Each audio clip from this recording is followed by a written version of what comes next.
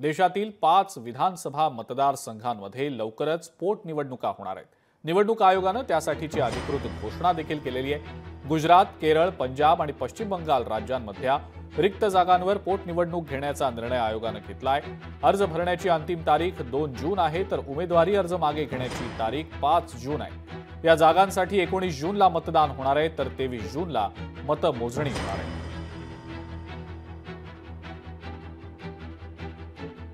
हे कोणकोणते मतदारसंघ आहेत आपण पाहतो आहोत। गुजरातमधला कडी मतदारसंघ आहे। आमदार करसनभाई सोलंकी यांचं निधन झाल्यानं आता ही पोटनिवडणूक होतीये, तर गुजरातमधीलच विसावदर हा मतदारसंघ आहे। आमदार भयाणी गांधीबाई यांनी राजीनामा दिलेला होता। केरळमधील निलांबूर ज्या ठिकाणी पीव्ही अनवर यांनी राजीनामा दिला होता। पंजाबमधील लुधियाना वेस्ट मतदारसंघ गुरप्रीत बस्सी गोगी यांचं निधन झालं होतं, त्यामुळे आता पोटनिवडणूक होतीये, तर पश्चिम बंगालमधील कालीगंज मतदारसंघातही पोटनिवडणूक होतीये। नसरुद्दीन अहमद यांचं निधन झाल्यामुळे।